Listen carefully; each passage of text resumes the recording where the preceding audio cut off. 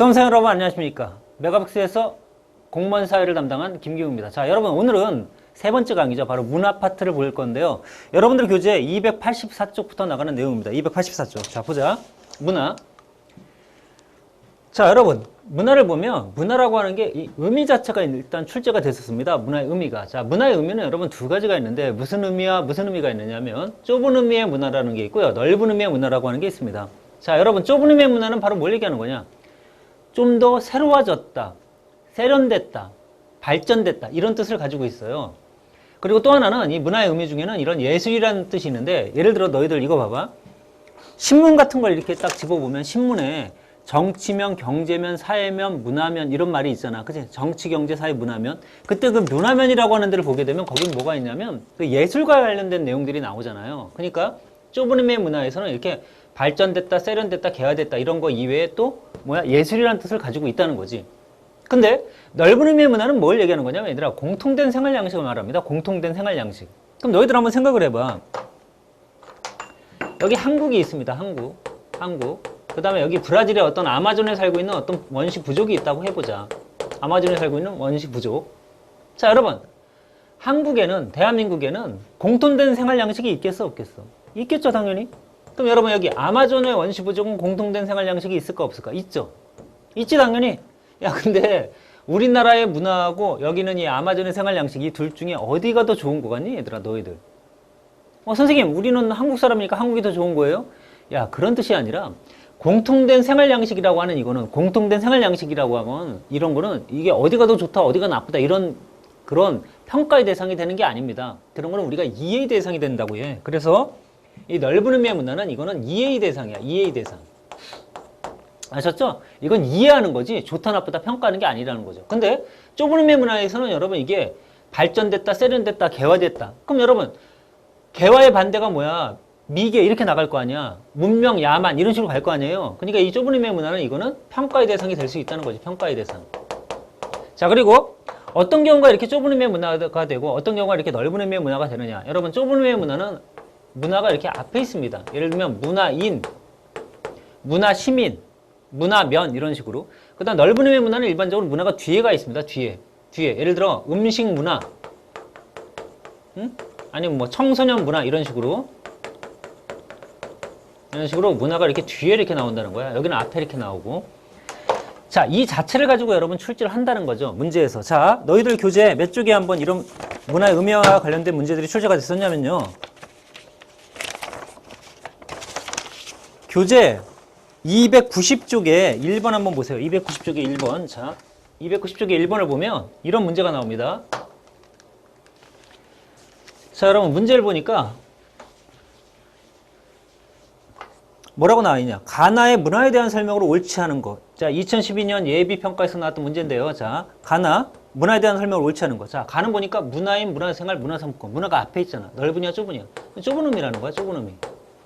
근데 이쪽 보니까 한국 문화, 미국 문화, 청소년 문화, 문화가 뒤에 있죠? 이건 넓은 의미야. 이건 공통된 생활 양식이 된다는 거야. 이거 좁은 의미, 이거 넓은 의미. 이렇게 되죠. 자, 그러면 옳지 않은 거, 틀린 걸 찾으래요. 자, 1번. 가에서는, 여기서는 문화는 좁은 의미다. 맞네. 1번. 자, 2번. 기계와 같은 문화에서는 가의 문화에는 포함되지 않는다. 여러분, 이게 무슨 말이냐면, 기계가, 쉽게 말하면 예를 들어 휴대폰을 생각을 해봐. 휴대폰이 뭐 갤럭시가 노트 3, 4 이렇게 쭉 나가잖아요. 그 다음 아이폰도 뭐 5, 6 이렇게 나가잖아, 얘들아. 그런 식으로 기계와 같은 문화 요소는 가의 문화에 포함되지 않는다. 여러분 포함되지 않는 게 아니죠. 포함이 되지. 금방 얘기했잖아. 아이폰 5하고 아이폰 6하고 갤럭시 노트 3하고 갤럭시 노트 4하고 어때? 3보다는 4가, 5보다는 6가 어때? 더 발전된 거잖아. 그러니까 기계에서 좁은 의미의 문화에 포함되지 않는다. 틀린 말이죠. 최신식. 신식보다 더 최신식 이런 의미에 들어갈 수 있다는 거죠. 기계도. 자, 그 다음 3번. 자, 2번이 틀렸고. 자, 3번. 가나의 문화는 모두 후천적으로 학습된 거다. 여러분 문화라고 하는 건 우리가 나중에 속성에서 보면 알겠지만 문화는 타고나는 게 아니에요. 후천적인 학습의 결과물이야. 그래서 3번은 당연히 맞는 말이고요. 자, 4번. 가와 다르게 나에는 평가적 의미가 내포되어 있지 않다. 평가적 의미는 여기 있는 거야. 이거는 이해의 대상이라는 거죠. 자, 따라서 1, 3, 4는 다 맞고 2번만이 틀렸다는 거. 자, 이런 식으로 문화의 의미가 출제됐습니다. 자, 그 다음에 다시 원래대로 와서 이번에는 여러분 문화의 구성 요소에 대해서 좀 보도록 할게요. 문화의 구성 요소. 자, 문화의 구성 요소는 여러분 이렇게 기술부터 기술, 상징, 언어, 예술, 또 가치, 규범 뭐 이런 것들이 쭈루루 있는데, 자, 기술, 상징, 언어, 예술, 가치, 규범 뭐 이런 것들이 쭉 있습니다. 자, 먼저 기술부터. 자, 기술이라고 하는 건 뭐냐, 여러분? 인간이 욕구 충족을 위해 자연이나 사물을 활용하는 능력이나 방법, 내지는 그 결과물들을 얘기합니다.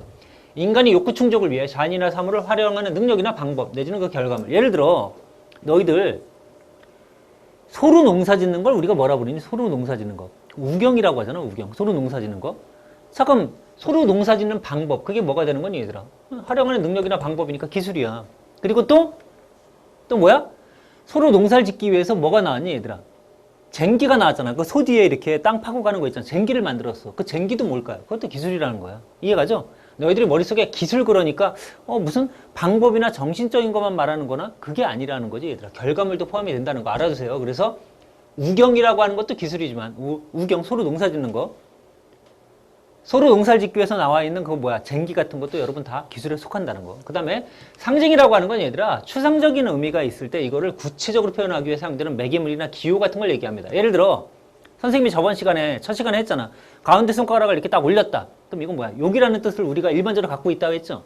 이런 것들이 여러분 상징이 되는 겁니다. 상징. 그 다음 언어는 여러분 의사소통을 하기 위한, 자, 언어라고 하는 건 의사소통의 수단이 되는 거죠. 의사소통의 수단.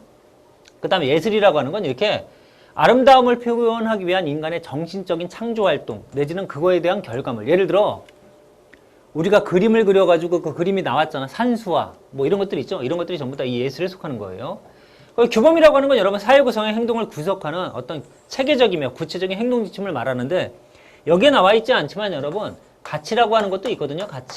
가치가 있고 규범이란 게 있는데, 규범이 이렇게 행동 지침으로서 좀 구체화된 거라면 가치라고 하는 건 좀 내면적이며 추상적인 개념을 얘기하거든요. 자, 이런 것들이 전부 다 문화의 구성 요소다.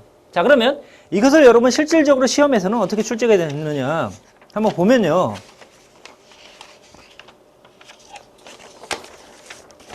자, 다시 한번 우리 문제 풀기 전에 문화의 구성 요소 뭐가 있다고 얘들아? 기술, 상징, 언어, 예술, 가치, 규범 뭐 이런 것들이 쭉 있다는 거 다시 한번 확인해 두시고, 자, 너희들은 교재 290쪽에 2번을 한번 펴보도록 합니다. 290쪽에 2번. 자, 290쪽에 2번을 펴보면 여러분 이런 내용이 나와 있죠. 290쪽에 2번. 밑줄 친 기역부터 리을에 대한 설명 중 가장 적절하지 않은 것, 틀린 걸 찾으라 이렇게 돼 있는데, 틀린 걸 찾아보자. 김정희는 세안도에서, 세안도 뭐니 얘들아? 이거 그림이잖아, 그림. 소나무 잣나무 집을 그려놨다. 이런 것들이 있는 그림이죠, 지금. 그리고 글씨를 썼다. 이렇게 나왔어. 자, 1번. 틀린 거 찾는 겁니다. 1번. 기역은, 세안도는 심미적 욕구를 위해 표현이 된 예술이다. 예술, 여러분, 미적인 참작물, 아름다움을 표현하기 위한 창조활동. 맞는 말이잖아. 세안도, 그림. 그 다음 2번. 니은은 뭐냐? 소나무 잣나무 집을 이렇게 그리는 방법, 글씨를 쓰는 거, 이런 방법들을 얘기하죠. 따라서 이거는 유용한 목적을 위해 형태를 변화시키는 기술이다. 맞아. 맞는 말이죠. 기술이지. 방법. 자, 그 다음 세 번째. 이 작품 김정희가 제자 이상적이라는 사람의 선비의 지조를 지녔다는 의미에서, 응? 자, 그러면, 자, 동그라미 3번. 디귿은 의사소통을 위한 수단은 언어를 말하는 건데, 이거는 의미를 지닌 거니까 뭐가 되는 거니, 얘들아?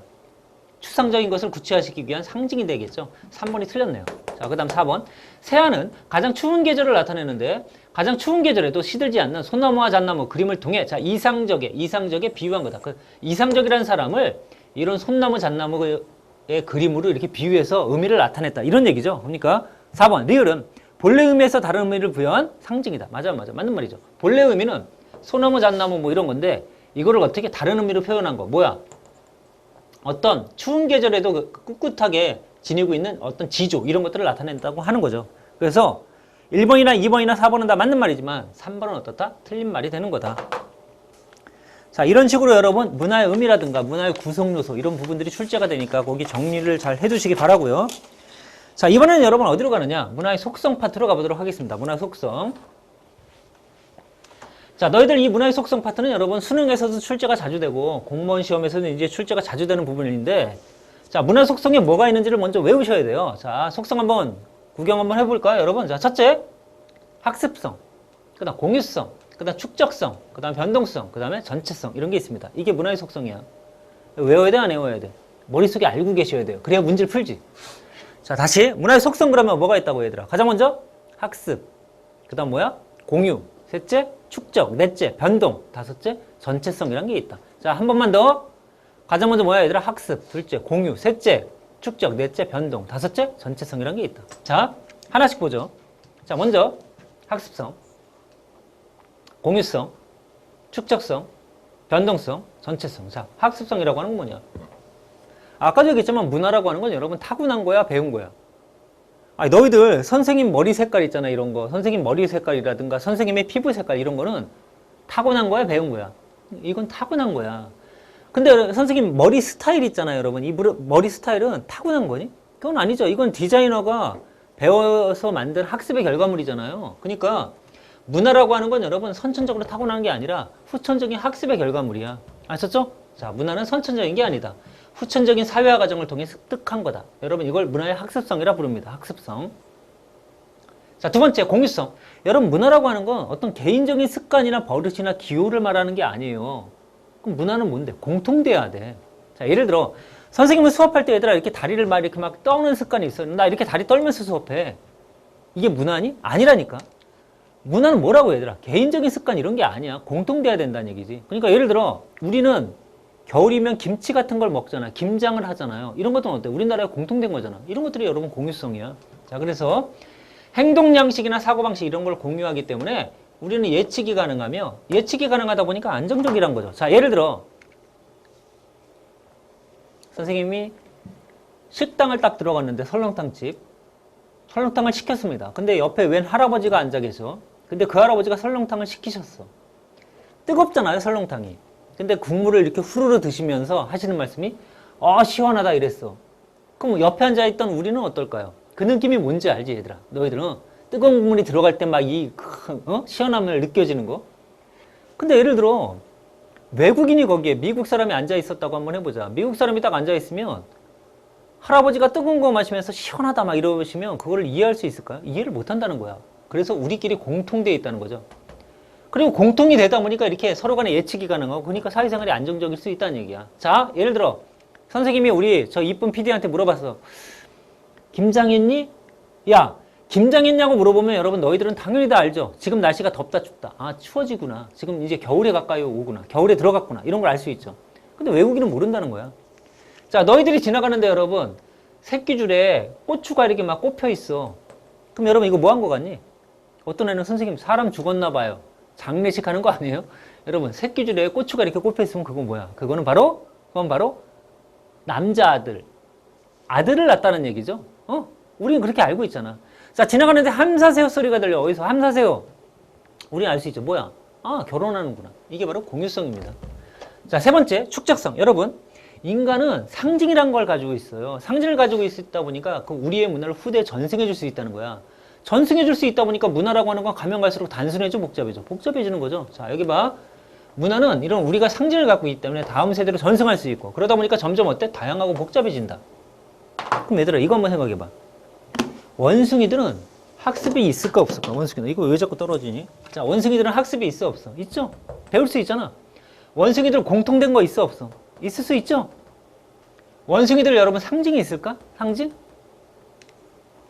얘들아 너희들 우리가 보통 일본 사람들을 부를 때 뭐라고 부르니? 일본 사람들. 우리 일본 사람들을 뭐라고 불러? 무슨 동물에 비유하니 얘들아? 원숭이에 비유하잖아요. 그럼 일본에 가면 원숭이가 많을까 얘들아? 일본에 가면 원숭이가 많아요. 어떤 자식은 나보고 선생님, 교수님 일본에 갔더니 원숭이 없던데요? 어디 갔는데 너? 도쿄 시내에 돌아다니는데 원숭이 안 보이던데요? 야, 우리나라도 서울 강남역 한복판에 보면 거기에 뭐 강아지들 막 돌아다니고 막 이러니 그거 아니잖아. 그러니까 원숭이가 어디 있냐면 일본의 섬 같은 데 가보면 여러분 그런데 원숭이 되게 많거든요. 그래서 섬에다가 원숭이를 갖다 놓은 다음에 그 원숭이를 연구해. 원숭이들의 삶에 대해서 연구해보고 막 이러는데요. 연구원들이 와가지고 원숭이한테 고구마를 먹을 거리를 이렇게 던져준 거야. 고구마를. 그러니까 원숭이가 어떻게 해? 고구마를 잡죠. 그다음 흙이 묻었으니까 막 털어. 그래서 이렇게 우걱우걱 먹겠죠. 근데 어떤 원숭이가 고구마를 먹다가 떨어뜨렸어. 그래서 그 고구마가 굴러갖고 바다 안에 빠진 거야. 그러니까 이 원숭이가 깨깨 소리를 내면서 가가지고 이걸 건졌습니다. 그리고 먹었어. 맛있다 맛없다. 맛있다 맛없다. 맛있더래. 맛있더래. 왜?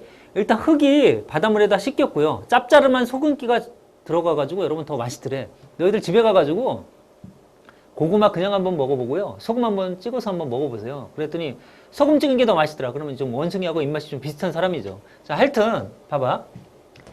그 다음에 이 원숭이는 고구마를 연구원들이 던져주게 되면 무조건 바닷물에 던진 다음에 그 다음 꺼내서 먹는 거야. 이걸 본 다른 원숭이들이 따라해 안 따라해? 따라해 안 따라해? 따라하죠. 이게 학습성. 그리고 그 원숭이들은 다 어떡하니? 고구마 던져주면 다 바닷물에 넣어서 먹죠. 뭐야? 공유성. 근데 얘네들은 축적성이 없어. 예를 들어 이 얘에서 화산활동이 일어나서 원숭이들이 전부 다 죽었다고 생각을 해보자. 내가 이 얘기를 딱 했더니 어떤 학생들이 너무 안타까워 불쌍해요 막 이러던데 죽었다고 생각해보자. 거기에 새로운 원숭이를 보냈어. 그럼 어떻게 될까? 새로운 원숭이들은 고구마를 연구원들이 던져주면요 털어먹겠죠. 그리고 어떤 경우 실수해가지고 바닷물에 빠뜨리면 아까와 같은 예가 또 반복될 수 있겠지. 근데 인간은 아니라는 거야. 인간은 똑같은 예에서 화산활동이 일어나서 다 죽었어. 아니 웃긴 건 아까 전에 원숭이 죽었다고 할 때는 안타까워 이런 사람들이 사람이 화산활동이 일어나서 죽었어 그러면 별 생각이 없다는 거. 그것도 좀 특이하죠 요즘에. 자, 하여튼 여러분 사람이 죽었어. 그래 새로운 사람들을 보냈습니다. 그럼 새로운 사람들은 앞에 죽었던 사람들이 연구원들이 고구마를 던져주면 바닷물에 넣어서 이렇게 씻어서 먹는 거를 그 죽었던 사람들이 했던 거를 후대 사람들, 새로 간 사람들이 알 수 있을까 없을까? 알 수 있다는 거야. 뭐에 의해서? 상징에 의해서. 그러니까 후대 사람들은 연구원들이 고구마를 주면 어떻게 해? 씻어 먹을 수 있는 거야. 그리고 그 다음 사람은 더 발전하게 되고요. 자, 그래서 예를 들어 너희들 이런 게 있죠. 유리란 게 있어. 유리가 나왔는데 이 유리를 이용해서 예를 들어 안경이 만들어졌어. 이 유리를 만든 게 1차 발명이라면 안경을 만든 걸 여러분 2차 발명이 되거든요. 이런 것들이 축적성의 대표적인 예야. 자, 만약에 바퀴라고 하는 걸 만들었어. 바퀴. 근데 바퀴를 이용해서 자동차를 만들었어. 그럼 여러분 이게 뭐 바퀴가 1차 발명이라면 자동차는 2차 발명이야. 이때 이 2차 발명에 속하는 것들이 바로 축적성의 대표적인 예죠. 또한 이 축적성은 동물은 없다고 했잖아. 그래서 인간과 동물을 구별하는 가장 큰 특징이 바로 이게 축적성입니다. 자, 변동성은 여러분 간단하죠. 각 나라마다 자연적, 역사적, 사회적 상황이 있는데 그 자연적, 역사적, 사회적 상황에 적응하는 게 문화거든요. 그러니까 자연적, 사회적, 역사적 상황이 변하면 문화는 변하는 거야. 자, 이렇게 시간이 지나면 변하는 걸 문화의 변동성. 자, 전체성. 전체성이란 말은 여러분 이거는 총체성하고 유사한 말이고요. 또 서로 간에 연관되어 있다는 거고요. 또 유기적으로 연결되어 있다는 거고요. 연결되어 있다. 그래서 이런 말들 있잖아. 전체, 총체, 연관, 유기, 연결. 자, 문화라고 하는 건 이렇게 전부 다 각 부분이 쪼개진 게 아니라 다 연결되어 있다는 거야. 그래서 하나 쪽의 변화가 일어나면 연쇄적인 변화가 쭈루루 일어나는 거. 이런 것들이 전부 다 문화의 전체성입니다. 이 변동성하고는 좀 다르죠. 이건 그냥 변하는 거고. 얘는 뭐라고? 하나가 변하면 연결되어 있으니까 쭈루루 변하고. 자, 이거에 관련된 문화의 속성과 관련된 문제 한번 좀 보도록 하겠습니다. 자, 너희 교재 문화 속성 292쪽에 1번 한번 보도록 하죠. 292쪽에 1번.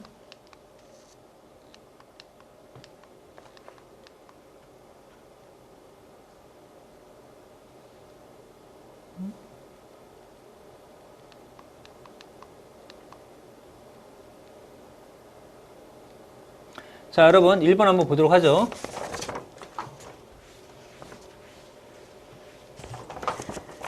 자, 다음은 사회문화 시간에 부여된 자, 사회문화 시간에 부여된 모든 별 과제이다. 이를 통해 학습하고자 하는 문화의 속성을 설명하기에 가장 적절한 것. 자, 문화의 속성 문제입니다. 자, 선생님, 조선시대의 여성의 복식 문화를 연구해 봅시다. 자, 여러분, 복식 문화라고 돼 있죠. 이거 넓은 의미야, 좁은 의미야? 넓은 의미겠네, 복식 문화. A모듬, 저희는 유교가 끼친 영향. 저희는 경제 생활을 중심으로. 저희는 신분제와의 상관관계. 뭐에 대해서? 복식 문화에 대해서. 유교도, 경제 생활도, 신분제도 연결이 돼 있다는 거야. 무슨 성이야, 얘들아? 전체성이죠. 자, 1번. 인터넷이 발명이 됐더니 이것에 의해서 사회 전반에 걸쳐 큰 변화를 가져왔다. 여러분, 인터넷이 발명됐더니 사회에 인터넷이 다 연결돼서 여러 가지 영향을 다 끼쳤다는 거야. 그러니까 1번이 답이죠. 그냥 전체성. 그럼 2번부터는 뭐냐? 과거 문화는 기록을 통해 축적성이네. 3번. 복식 문화는 시대 흐름에 따라 변화한다. 변동성이네. 자, 4번. 한국인이라도 외국에서 성장하면 한국과 다른 언어와 가치관을 갖게 된다. 이건 뭘까? 학습성이죠. 학습성. 자, 5번. 한국인은 대문에 금줄이 걸려있는 것을 보았을 때 아이가 태어났다는 것을 알 수 있다. 뭐야? 우리나라 사람이니까 알 수 있죠. 그게 뭐야? 공유성. 이렇게 되는 거지. 정답은 1번입니다. 1번. 됐지? 문화 속성. 자, 이번엔 여러분 문화의 이해 태도에 대해서 보고요. 그 다음 문화의 연구의 관점에 대해서 좀 보도록 하겠습니다. 문화 연구의 관점과 문화 이해의 태도. 자, 보자. 자, 올바른 문화를 이해하기 위해 필요한 관점이 세 가지가 있습니다. 총체론적 관점, 상대론적 관점, 비교론적 관점. 자, 어려운 거 아니에요. 자, 총체론. 아까 총체성 봤잖아. 똑같은 얘기야. 문화를 이해하기 위해서는 여러분 총체적으로 연결돼서 유기적으로 체계적으로 이해하라는 겁니다. 이렇게. 알겠죠? 관련돼서 이해하라. 이래야 올바르게 문화를 이해할 수 있다. 자, 상대론. 아까도 얘기했지만 각 나라마다 자연적, 역사적, 사회적 상황이 다르잖아. 다르니까 그 다른 성질을 인정해줘야 돼, 안 해줘야 돼? 인정해주자. 그래서 그 사회 입장에서 이해하라는 거. 이게 바로 상대론적 관점이죠. 그 사회 입장에서 이해하라. 자, 비교론. 여러분, 우리나라 문화와 다른 나라 문화를 비교해보는 거야. 그럼 얘들아, 우리나라 문화와 다른 나라 문화는 똑같을까요? 다를까요? 우리나라 문화와 다른 나라 문화는 똑같아, 달라? 똑같아, 달라? 여러분, 똑같죠. 똑같지. 이걸 문화의 무슨 성이라 불러? 보편성. 근데 완전 똑같니? 다른 것도 있니? 다른 것도 있죠. 이건 문화의 무슨 성이라 불러? 특수성. 자, 이렇게 보편성과 특수성, 똑같은가 다름을 알 수 있어. 뭘 통해? 비교를 통해. 그래서 우리 문화에 대해서 좀 더 객관적으로 이해가 가능하다는 게 이게 비교론적 관점입니다. 자, 예를 들어 우리나라 사람들은 과거에 초가집이라는 데 살았죠. 초가집. 자, 근데 선생님이 좋아하는 그 남자 탤런트의 니쿤이 있는데 니쿤의 나라는 옛날에 어디 살았을까? 걔네들은 여러분 물이 많으니까 수상가옥 뭐 이런 데 살았겠죠. 에스키모인들은 어디에 살았을까, 얘들아? 이글루에 살았겠죠? 자, 여러분, 똑같니, 다르니? 똑같니, 다르니? 똑같아, 달라? 똑같죠? 뭐가 똑같니, 얘들아? 다 집이란 게 있잖아. 근데 다른 것도 있지. 뭐니? 우리는 벼농사라니까 초가집. 니쿤의 나라는 물이 많고 이러다 보니까 어때? 수상가옥. 북극은 어때? 사람들이 춥고 이러니까 어때? 이글루. 이렇게 나오잖아. 이렇게 똑같고 다름이 있다는 거야. 그러니까 자기 문화를 이해할 때 좀 더 비교를 하다 보면 객관적인 이해가 가능하다는 게 이게 바로 문화 이해를 위해 필요한 관점들 세 가지입니다. 됐죠? 자, 그 다음에 자, 문화라고 하는 건 여러분 금방 얘기했잖아, 선생님이. 똑같기도 하고 다르기도 하다고. 똑같기도 하고 다르기도 하다. 근데 왜 똑같냐? 이 문화가 이렇게 다 똑같이 나타나는 이유는 인간의 공통적인 성향 때문에 그래. 이 인간의 공통적인 성향을 여러분 우리가 제1성이라 불러요. 인간은 모든 인류는 전부 다 공통적인 어떤 속성 같은 게 있어. 인간이기 때문에. 이게 여러분 문화의 보편성을 가져오는 이유고요. 또 하나, 문화는 나라마다 완전 똑같진 않아. 다를 수도 있어. 그 다른 이유가 뭐냐? 자연적, 역사적, 사회적 상황, 이런 상황들이 다 다르기 때문에 그래. 이런 게 다르니까 그 다른데 적응하는 적응 메커니즘이 문화거든요. 그럼 이 다른 성질을 인정해야 돼, 부정해야 돼? 인정해야 돼, 부정해야 돼? 인정하자. 자, 보세요. 자, 이렇게 문화가 다른데 이 특수성을 인정하자. 그리고 인정하지 말자. 이런 게 있죠.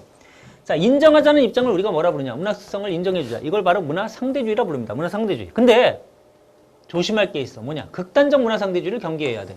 이게 뭔데? 아니, 다르니까 다 인정해? 예를 들어 어떤 부족은요, 여자애가 태어나면요, 여자애를 죽입니다. 왜 그럴까요, 여러분? 그 나라. 이유는 있어. 그 나라는 남자가 너무 없고 여자가 많거든요. 그러니까 성비균형을 맞추기 위해서 여자가 태어나면 그냥 죽여버려. 그 나라 입장이니까 이해해줘야지. 이런 거는 극단적 문화 상대주의야. 왜? 여자하고 남자의 비율을 맞추기 위해서 죽이는 것보다 더 중요한 게 뭐냐면 인간의 존엄이거든요. 인간의 존엄을 해야 하면 안 되잖아요. 그러니까 인간의 존엄도 상관없다. 그 사회 입장이니까 이해해줘라. 이게 극단적 문화 상대주의야. 이런 걸 경계해야죠. 그럼 여러분, 특수성을 부정하자. 그럼 뭐가 있을까? 문화? 절대주의가 있겠죠. 이 상대주의니까 여기는 절대주의죠. 절대주의에 속하는 게 뭐가 있을까, 얘들아? 바로 우리끼리 좋다는 자문화 중심과 니네끼리 좋다는 사대주의가 있겠지. 이렇게 나오는 거야. 자, 그러면 자문화 중심주의, 우리끼리 좋다고 하는 건 뭘까요, 여러분? 우리끼리 단합은 잘 되겠죠. 그러나 뭐야, 얘들아? 고립에 빠질 수가 있겠죠. 과거의 흥선대원군처럼. 사대주의는 어떨까요, 여러분? 남의 거면 좋다는 거야. 그러니까 선진문화 수용할 땐 편할 거야. 선진문화. 단점 뭘까요? 우리나라 문화의 주체성이 상실되겠죠. 이런 단점들이 있을 겁니다. 자, 이게 이제 우리 285쪽에 나와 있는 내용들인데요. 자, 여기에 관련된 문제를 한번 또 풀어보도록 하죠. 자, 너희 교재 몇 쪽이냐면요. 294쪽 한번 풀어보죠, 여러분. 294쪽. 자, 294쪽에 1번입니다. 294쪽에 1번.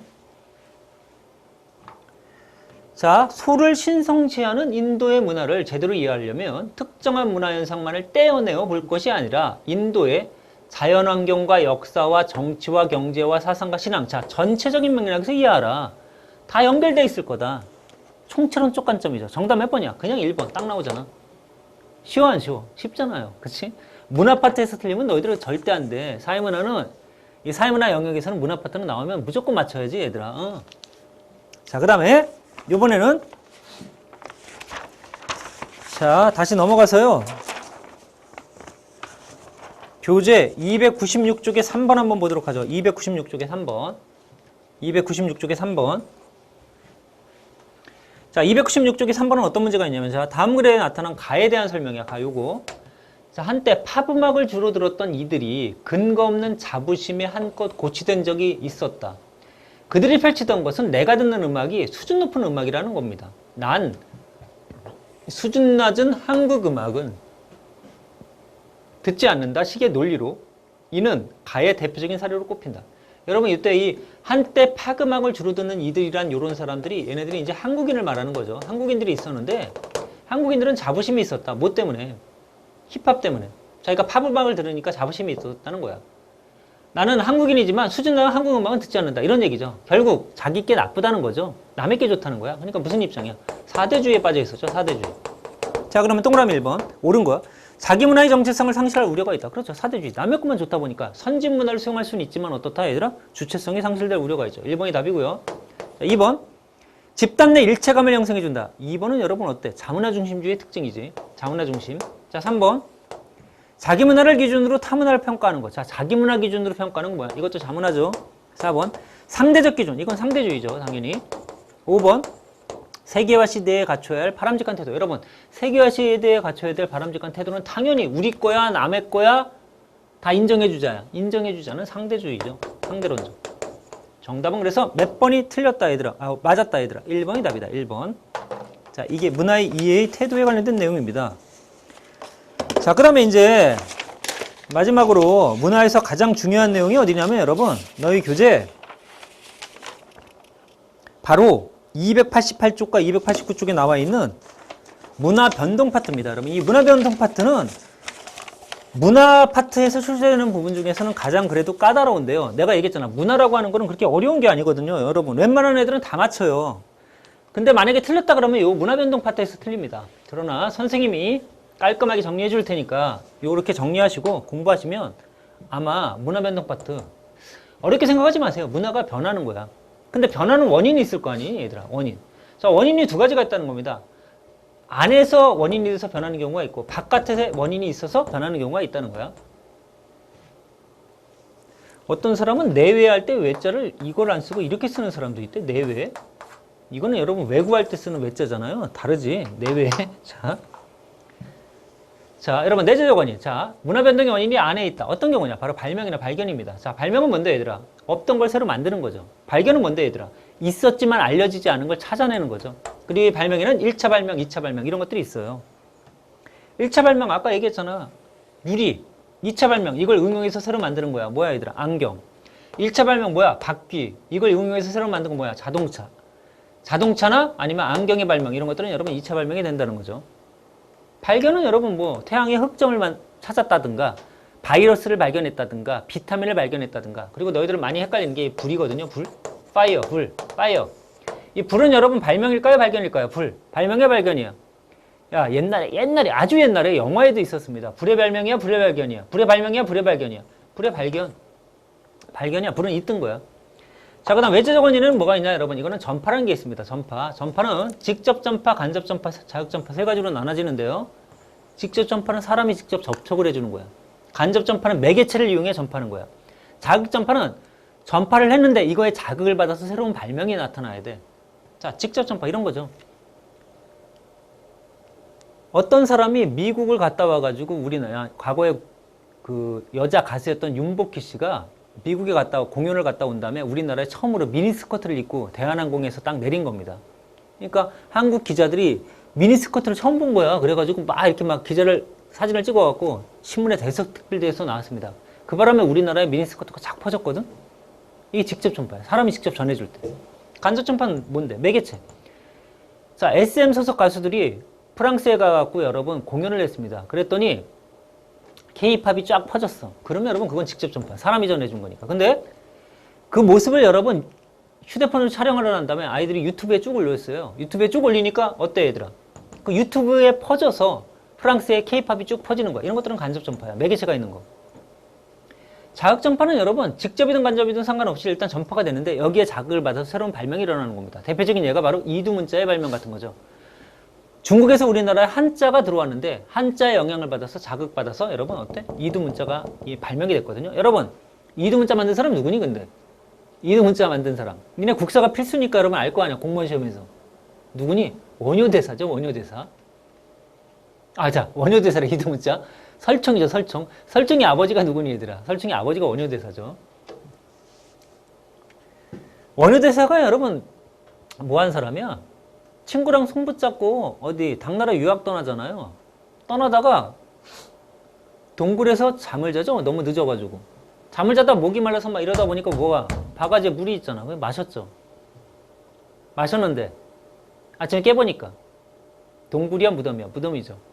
바가지야 해골이야. 해골 바가지지. 깜짝 놀란 거야 이 사람이. 근데 그날 너무 비가 많이 내려서 여러분 못 떠납니다. 하루를 더 자죠. 비가 너무 많이 내려서. 그 전날은 여기가 동굴이라 생각을 하고 해골 바가지에 들었던 물이 그냥 일반 바가지에 들었던 물인 줄 알고 물까지 마셨는데 이제는 여기가 동굴이 아니라 무덤이란 걸 아니까 잠이 안 오는 거야. 그 다음날 득도했죠. 모든 것들은 마음에 따라 달려있구나. 친구는 득도 못했어. 그래서 떠납니다. 자, 원효대사는 여러분 득도하고서 다시 신라로 돌아왔죠. 신라로 돌아와서 모든 것 불교의 대중화에 힘쓰게 되고 그리고 신라로 돌아와서 공주랑 하룻밤을 자서 낳은 자식이 누가 되는 거야 얘들아? 그게 이제 설총이 되는 거죠. 설총. 어떤 친구가 나보고 아 공주랑 왜 잤죠 선생님? 교수님? 난 잘 모르지 하여튼. 자 여러분 이렇게 됐습니다. 그리고 이제 당나라 갔다가 돌아온 사람이 바로 그 사람이 의상대사가 되는 겁니다. 자 갑자기 국사 수업을 했는데 선생님 과거에 공부했던 기억이 갑자기 나서 자 이게 원인이야 여러분. 자 그 다음에 양상을 보죠. 양상. 문화변동은 어떤 양상으로 전개가 되느냐면 일단 내재적 변동이라는 게 있습니다. 내재적 변동은 뭐냐면 아까 봤던 여러분 내재적 원인인 발명이나 발견이 나타나면 문화변동의 양상이 이렇게 내재적 변동으로 나타나. 즉 기존의 문화요소가 있는데 이 기존의 문화요소에 새로운 문화요소가 들어와서 여러분 어떻다는 거야? 상호작용이 일어나는데 이때 이 새로운 문화요소가 외국에서 들어오는 게 아니라 이 나라에서 발견됐다는 거죠. 그럼 외재적 변동은 뭔데 여러분? 이거는 서로 간의 상위 한두 문화 체계가 장기간 접촉에 의해서 변할 때 이걸 외재적 변동이라 부릅니다. 우리가 쉽게 말해서 이걸 문화접변이라 부르죠. 문화접변. 근데 이 문화접변에는 여러분 두 가지가 있습니다. 강제성이 있느냐 없느냐에 따라 강제적 문화접변과 자발적 문화접변이 있어요. 문화접변이 강제적, 예를 들면 한일 합방 이런 거. 자발적, 예를 들면 뭐 유학을 갔다든가 이민을 갔다든가 이런 경우. 그리고 이제 중요한 게 이겁니다. 변동의 정도에 따른 구별. 자, 이게 이제 시험에 너무너무 자주 출제가 되는 부분인데요. 변동의 정도에 따른 구별. 자, 첫째. 문화병존이라는 게 있다. 문화병존은 뭔데? A 문화와 B 문화가 섞여서 A, B가 같이 병존을 할 때. 병존을 다른 말로 공존이라고도 합니다. 문화공존. 예를 들어 너희들이 바깥에 나가보니까 교회도 있고 절도 있고 성당도 있잖아. 이슬람 사원도 있고. 이슬람 사원은 어디 있을까요, 여러분? 이슬람 사원. 이슬람 사원은 저기 이태원에 가면 있습니다. 이태원에. 자, 하여튼 A 플러스 B가 A 플러스 B 이렇게 나타날 때 이걸 병존이라 불러. 그럼 동화는 뭔데 선생님? 이건 A 플러스 B가 A 또는 B야. 그래서 이 동화를 다른 말로 소멸이 됐다고 문화 소멸이라 부르거든요. A와 B가 합쳤는데 한쪽이 사라진 거잖아. 문화 소멸. 됐죠? 문화 소멸의 예가 뭔가 있는데 대표적인 예가 뭐 이런 거. 미국 대륙에 5월의 꽃토를 타고 청교도인들이 넘어가잖아요. 그래서 미국 대륙에 정착을 하고 나서 나중에 그 원래 미국 대륙에 있었던 인디언들은 다 쫓겨나서 인디언의 문화는 지금 거의 없어졌어요. 다 백인 문화로 바뀌었거든요, 여러분. 이렇게 두 문화가 섞였는데 한쪽이 사라지는 경우가 이게 바로 문화 동화입니다. 융합은 뭔데? A와 B가 C가 되는 경우야. 두 문화가 섞였는데 새로운 게 나타나는 경우죠. 근데 어떤 아이들이 문화병존과 문화융합을 자꾸 헷갈리는데 여러분 이거 봐봐. 예를 들어 김치버거라는 게 있다고 해보자. 김치버거. 야, 김치버거 이게 병존이야? 융합이야? 뭐니 얘들아? 어떤 애들은 선생님 두 개 같이 있으니까 병존 아니에요? 여러분 그게 아니라 병존이 되려면 이래야 돼. 김치가 있는데 햄버거가 들어온 거야 우리나라에. 그래서 김치도 먹고 옆에 있는 애는 햄버거도 먹어. 김치 먹고 햄버거 먹어. 이래야 여러분 병존이 되는 거야. 근데 이거는 김치버거라고 하는, 여러분 김치와 버거가 합쳐져서 새로운 김치버거라는 게 나온 거거든요. 그러니까 이런 게 문화융합이 되는 겁니다. 문화융합. 또 오리엔트 문화와 그리스 문화가 만들어져서 합쳐져서 헬레니즘 문화가 나오거든요. 이 헬레니즘 문화가 누구의 대표적인 문화니 얘들아? 알렉산더 대왕. 알렉산더 대왕. 알렉산더 대왕이 여러분 어느 나라 사람이야? 어느 나라 사람? 어떤 사람? 프랑스 사람이야. 이런 사람도 있대. 알렉산더 대왕. 마케도니아 사람이죠. 자, 이 헬레니즘 미술을 대표하는 게 이제 간다라 불상이라고 하는 게 있습니다. 간다라 미술에 간다라 불상이라는 게 있는데, 일단 여러분 불상 그러니까 어디 거니? 불상. 인도잖아. 불교, 인도. 근데 우리가 인도 사람의 얼굴을 띠는 이 불상이 있는 게 아니라 이 간다라 불상은 여러분 어떠냐면 서구인의 얼굴을 가지고 있어요. 근데 서구인의 얼굴을 가지고 있는 불상이야. 그럼 서구인과 인도가 있으니까 병존이냐? 그게 아니죠. 새로운 거라는 거야. 헬레니즘 미술, 대표적인 문화융합의 예입니다. 알겠죠? 그 다음에 이렇게 문화 변동이 나타나게 되면 여러분 이게 문화 변동이 변하는 속도에 따라 문화 진화라는 게 있고 문화 개혁이라는 게 있습니다. 문화 진화는 변하는 속도가 굉장히 자연적이며 천천히 변할 때고요. 문화 개혁은 인위적이며 빠르게 변할 때야. 그 다음 부작용이 중요해. 자, 부작용 문제점. 첫째, 문화 지체 현상이라는 게 나타납니다. 그리고 아노미 상태에 빠질 수 있고요. 기술 지체 현상이라는 게 나타나고요. 문화 충격에 빠질 수도 있고 문화 정체성 같은 게 상실될 수 있습니다. 이런 것들이 있는데 이 중에 시험이 아노미, 그 다음 문화지체, 그 다음 기술지체 이런 것들이 이제 출제가 됐어요. 이런 게. 자, 아노미는 말 그대로 얘들아. 자꾸 문화가 변하잖아. 그럼 가치관 혼란 상태에 빠지는 거야. 아노미 상태. 무기범, 이중기범 상태에 빠지는 거죠. 자, 문화지체 현상이란 건 뭐냐 여러분. 문화지체 현상은 봐봐. 이게 변동의 정도입니다. 그리고 여기가 시간이야, 시간. 시간이 지났을 때 물질 문화는 많이 변했는데 그 비물질 문화 있잖아요. 비물질 문화. 비물질 문화는 여러분 속도가 되게 늦은 거야. 그래서 여러분 여기 보면 이렇게 차이가 나잖아요.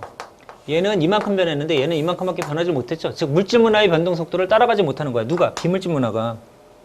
그럼 이런 경우에 우리가 뭐라고 하느냐면 얘들아 대표적인 예가 이런 거죠. 니네 컴퓨터는 다 가지고 있잖아. 인터넷 다 하죠. 인터넷 다 하죠. 이런 거 다 하는데 정신이 못 따라가. 그래서 뭐 사이버 범죄 같은 거 나타나고 막 이런 거 하잖아요. 욕하고 도망가고 뭐 이런 거. 이런 것들이 여러분 대표적인 문화지체 현상. 또는 휴대폰 다 가지고 다니잖아. 휴대폰 여러분 물질 문화죠. 근데 휴대폰을 받는 예절이 따라가지 못하는 거야. 교수님이 수업하고 있는데 갑자기 막 띠링띠링 막 울려대고 뭐 이런 거 있잖아요. 또는 개똥료 알죠? 개똥료. 여러분 지하철 같은 거는 다 타고 다니잖아. 지하철 물질 문화. 근데 강아지를 데리고 탔으면 그 강아지가 지하철에서 똥을 쌌으면 어떻게 치워야 되잖아. 근데 예절이 못 따라간다는 거야. 이런 것들이 여러분 문화지체야. 반대로 기술지체라고 하는 건 뭐냐 여러분. 기술지체.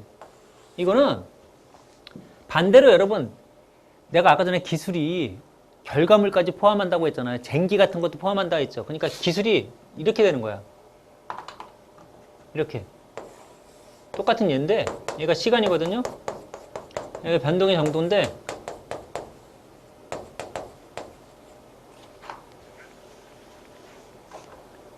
요게 비물질 문화가 되는 거야. 기술 지체니까. 그리고 여기가 물질 문화가 되는 거야.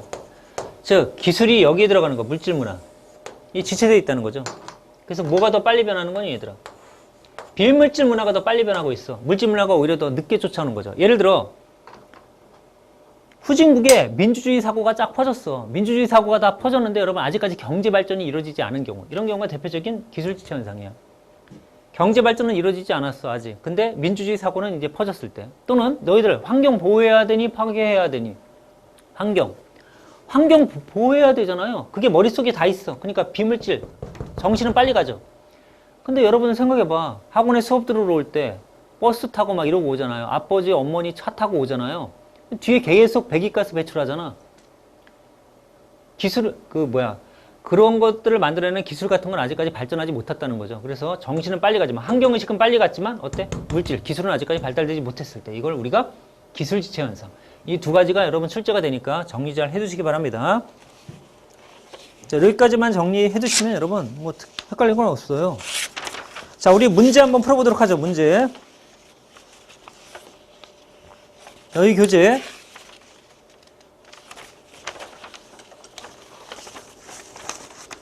300쪽입니다. 300쪽. 자, 300쪽. 자, 다음 그림은 문화적 변의 결과로 나타나는 문화 변동의 양상을 유형화했다. 자, 가장 적절한 거. 단, 가부터 다는 전부 문화 병존, 문화 동합, 문화 융합 중 하나에 해당이 된다고 나왔습니다. 자, A 플러스 B가 A니까 이건 하나가 사라진 거잖아. 그러니까 문화 동화죠. 내지는 소멸. 여기는 어때? 둘 다 있죠? 이거 병존이네. 여기는 어때? 새로운 게 나타났네. 이거 융합이네, 융합. 그치? 1번. 가의 예로는 문화 동화. 우리나라의 한의학과 서양의학이 별도로 있다. 이건 병존이죠, 1번은. 1번은 병존이야. 나가 돼야 돼. 1번 틀렸고요. 자, 2번. 나는, 이거 병존. 외부 문화가 강제로 이식되는 상황에서 주로 나타난다. 여러분, 강제로. 한일합방 같은 경우 생각을 해봐. 일본이 강제로 우리한테 막 일본 문화를 강제시켜. 그러면 어떻게 되니? 우리 문화가 소멸될 수 있잖아. 동화돼 버리잖아요. 그러니까 2번은 나가 아니라 가가 돼야 돼. 틀렸고요. 3번. 다를 통해 융합이죠.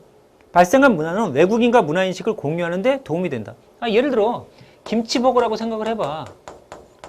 그러면 김치는 우리 거고 버거는 서양 거잖아요. 그러니까 이걸 통해 융합을 통해 발생한 문화가 이 김치버거가 외국인과 문화인식을 공유하는 데 도움이 될 수 있겠죠. 우리는 햄버거라는 걸 이해할 수 있고 미국인 입장에서는 김치라는 걸 이해할 수 있잖아요.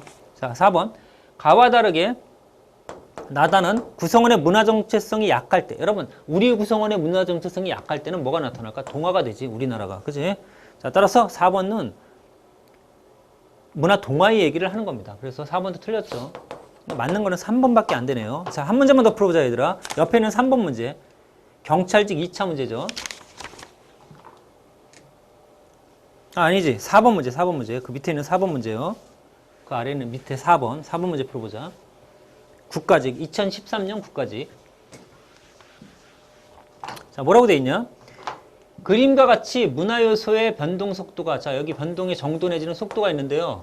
시간이 있고, 상이한 경우에 기억 현상이 나타날 수 있다. 이로 인해 새롭게 등장한 사회 환경의 정통적인 가치와 규범 등이 부합하지 않게 되어 구성원들이 혼란 상태에 빠질 수 있는데, 이런 구성원들이 혼란 상태에 빠진 거, 규범이 부합하지 않아. 이거 뭐라 불러? 이건 아놈이죠. 니은은 아놈이야. 여기 보니까 물질 문화는 변동이 많이 돼 있고 변동의 정도 내지는 속도가, 비물질 문화는 속도가 작잖아요. 물질 문화가 빨리 발달한다는 거잖아. 비물질 문화가 처져 있죠. 이건 뭐가 되는 거니? 문화 지체 현상이 되죠. 문화 지체 현상. 자, 그러면 문화 지체랑 관련된 것으로 옳은 걸 찾는 거야. 1번 기억은요. 기억은 여기죠. 문화 지체. 문화 지체는 사회 변동의 결과이지만 동시에 사회 문제의 원인이 되기도 하죠. 여러분, 이렇게 물질과 비물질 문화의 변동 속도가 차이가 나타나니까 사이버 범죄 같은 거 나오잖아요. 1번 맞는 말이고요. 2번. 머튼에 의한다면 자본주의 사회에서는 아노미의 정도는 계층에 따라서 차이가 없다. 여러분, 자본주의 사회에서 머튼은 뭐니? 목적과 수단이 있다고 했잖아. 내가 목적과 수단, 이런 관계가 있는데, 부유한 상태에 있는 사람들이 여러분 부자가 되기 위한 수단이 갖춰져 있는데, 못 사는 사람들의 입장에서는 부자가 되기 위한 수단이 갖춰져 있지 않다는 거야. 그러니까 2번 틀린 말이죠. 차이가 없다 그러면 틀린 말이고요. 1번이 맞는 얘기지. 1번이 맞고 2번은 틀린 얘기고. 그 다음 3번. 드립겜은 니은의 발생 원인을, 아노미의 발생 원인을 금방 얘기했지만 머튼 얘기고요. 3번 틀렸고. 4번. 선진화된 제도를 도입했으나 경제적인 문제로 시행하지 못하는 경우가 기억이다. 이런 경우가 있잖아. 선진화된 제도는 있는데 경제가 아직 만들어지지 않았어. 이럴 때는 기술 지체 현상이라 불렀죠. 자, 따라서 4번 틀렸습니다. 정답은 1번밖에 안 됩니다. 자, 그럼 문화 파트는 이렇게 간략하게 끝냈고요. 여러분, 어렵지 않게 출제가 되니까 너희들이 잘 정리만 하시면 여기는 무조건 득점할 수 있는 부분이라는 거 알아주시기 바랍니다. 자, 수고하셨어요.